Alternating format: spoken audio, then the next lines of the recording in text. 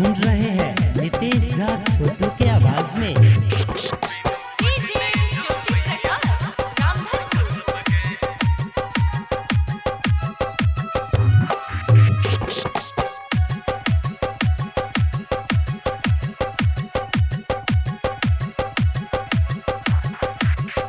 करब पूजा तोहर उपास करब गे, करब पूजा तोहर उपास करब गे, उपास करब गे।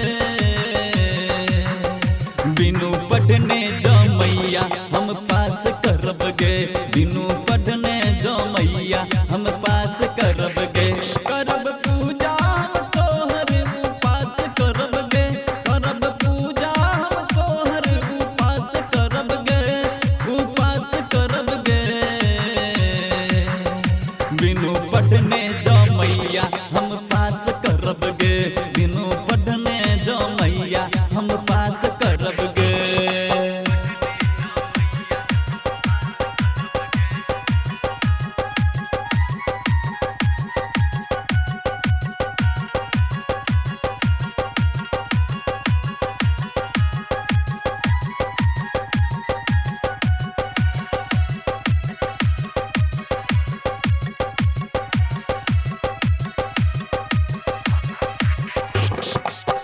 तू ही तो क्षमा ज्ञानक देवी, सुर आ संगीतक तू ही मबेदी।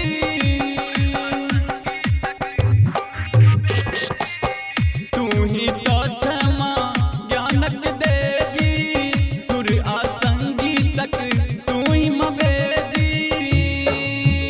माँ तोरे पर हम आस करब गे, माँ तोरे पर हम आस करब गे, के आस करब गे। बिनु पढ़ने जो मैया हम पास करब गे, बिनु पढ़ने जो मैया हम पास करब गे।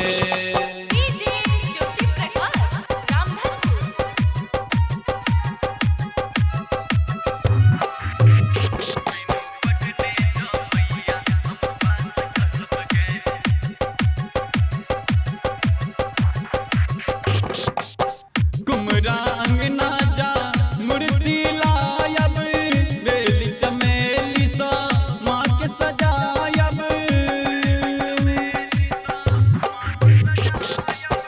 कुमरा अंगना जा मूर्ति लायब, बेली चमेली सा माँ के सजायब।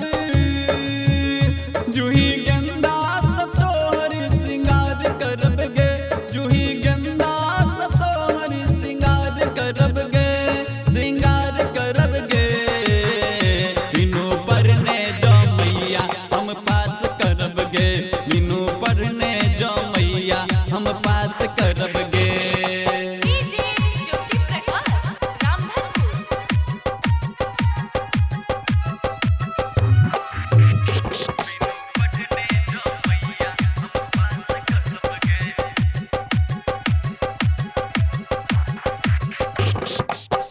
कालिदास जना कद विद्वान गे, शीश झुका करी तोरा प्रणाम गे।